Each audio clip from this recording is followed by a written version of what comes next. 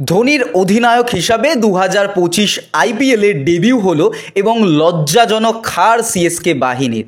এখনও কি Chennai super Kings ভক্তরা কোথাও গিয়ে ডিপেন্ড করবেন ধোনির ওপর যে তিনি এখনও এসে ম্যাচ ফিনিশ করে দেবেন?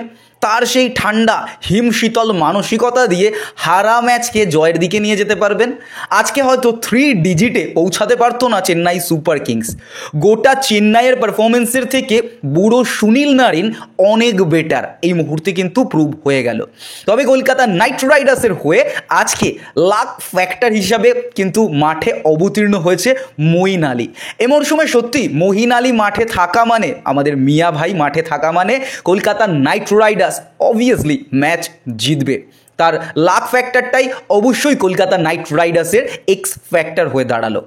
অবশ্যই তোমরা যদি কেকেআর ফ্যান হয়ে থাকো ভিডিওটা লাইক করে দিও। এই বছরও চ্যাম্পিয়নশিপ রসদ কিন্তু কলকাতা নাইট রাইডার্সের রয়েছে, তবে শুধুমাত্র অপেক্ষা ডিককের ফর্মে ফেরা এবং তার ধারাবাহিকতা, তাতেই কিন্তু কলকাতা নাইট রাইডার্স কোথাও গিয়ে ম্যাচ বের করে নেবে।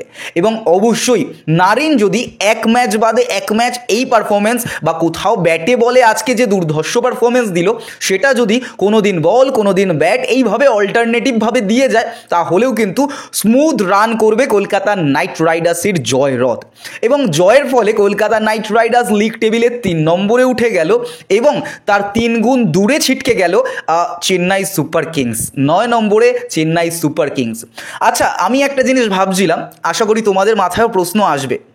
অবসর নেওয়া নিয়ে ধোনির প্রশ্নের থেকে বড় কথা এই মুহূর্তে বা মরশুমগুলোতে দেখা যায় যে জাদেজা অধিনায়ক হিসাবে অবতীর্ণ হন, দলকে সফলতা দিতে পারেন না। অবসর গ্রহণের প্রশ্নে থাকা মহেন্দ্র সিং ধোনি সেখান থেকে অধিনায়কত্বের তাজ মাথায় তুলে নেন। আবারও ধোনির টিমে অন্য কেউ, ঋতুরাজ গায়কোয়াড়, তিনি এই মুহূর্তে দাঁড়িয়ে চোটের কবলে পড়ে গোটা সিজন ছিটকে গেলেন। আবার ধোনির কাছে চলে আসলো অধিনায়কত্ব। তবে মহেন্দ্র সিং ধোনি উইকেটের পেছন থেকে দুর্দান্ত পারফরমেন্স দিলেও বাকি গোটা টিমের ক্ষেত্রে তার নেটফল 0। মুখ থুবড়ে পড়ল চেন্নাই সুপার কিংস। আজকের ম্যাচে যদি আমরা দেখি এখান থেকে একটা ভালো প্লাস পয়েন্ট কলকাতা নাইট রাইডার্সের ক্ষেত্রে আসলো, যেটা তাদের পেস বোলার হোক অথবা তাদের স্পিন বোলার, তারা কিন্তু জুৎসই পারফরমেন্স যদি করতে পারে তাহলে অবশ্যই যে কোনো দলকে এই বড় রানের বা বড় রান তৈরি করার পিচগুলোতেও তারা ছোট রানের মধ্যেও আটকে রাখতে পারে। এবং এই বোলিং দিকটাই কিন্তু কলকাতা নাইট রাইডার্সের A+ পাচ্ছে অবশ্যই, এবং যাতে করে কলকাতার ব্যাটসম্যানদের ওপর চাপ কম আসছে। অবশ্যই কলকাতা নাইট রাইডার্স তাদের ওপেনিং জুটিটাকে আরও স্ট্রং করে তোলার জন্য ডিকককে ফর্মে ফেরা, নারিন বা অন্য কেউ যে এই ডিককের সাথে থাকবে বা কোথাও যদি পরবর্তীতে গুরবাজকে জায়গা দেওয়া হয়, কোনো একজন যদি ক্লিক করে যায় তাহলেই কিন্তু অবশ্যই নাইট রাইডার্স সোনা ফলাবে তাদের মাঠে এবং অবশ্যই চ্যাম্পিয়নশিপের জন্য আবারও তারা তরতরিয়ে ছুটবে। আজকের ম্যাচে কলকাতা নাইট রাইডার্সের কন্ট্রিবিউশন যদি আমরা এক নজরে দেখে নিই, সেখানে দেখতে পারবো ডিকক 16 বলে 23 করেছেন, নারিন 18 বলে 44, আজিঙ্কে রাহানে 17 বলে 20 এবং রিঙ্কু সিং 12 বলে 15।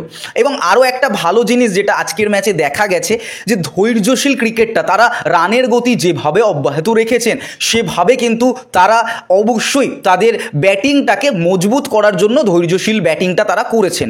অন্যদিকে চেন্নাই সুপার কিংস আজকে পাওয়ার প্লেতে স্লো বিল্ড আপ করেছিল, তারা যেটা করে থাকে, এবং সেই স্লো বিল্ড আপের সুযোগেই পরপর উইকেট নিয়ে কোমর ভেঙে দিল সিএসকের কলকাতা নাইট রাইডার্সের বরুণ চক্রবর্তী, সুনীল নারিন, হর্ষিত রানারা। এবং বোলিংয়ের দিকে যদি আমরা তাকিয়ে দেখি কলকাতা নাইট রাইডার্সের, সেখানে আমরা দেখতে পারবো 4 ওভার বল করে ভৈরব কিন্তু 31 রান দিয়ে 1টি উইকেট, মঈন আলী 4 ওভারে 20 রান দিয়েছেন 1টি উইকেট, হর্ষিত রানা 4 ওভারে 16 রান দিয়ে 2টি উইকেট, এবং বরুণ চক্রবর্তী 4 ওভারে 22 রান দিয়ে 2টি উইকেট, এবং সুনীল নারিন 4 ওভার বল করে 13 রান দিয়ে 3টি উইকেট। দুর্দান্ত নারিন।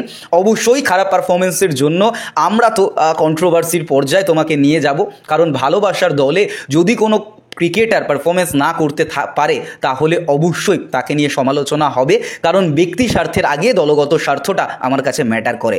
কেকেআর করবো লড়বো জিতবো রে, আগামী ম্যাচেও জয় তুলে নেওয়ার জন্য আমরা প্রস্তুত। তোমাদের কি মতামত অবশ্যই কমেন্ট বক্সে কমেন্ট করে জানাও।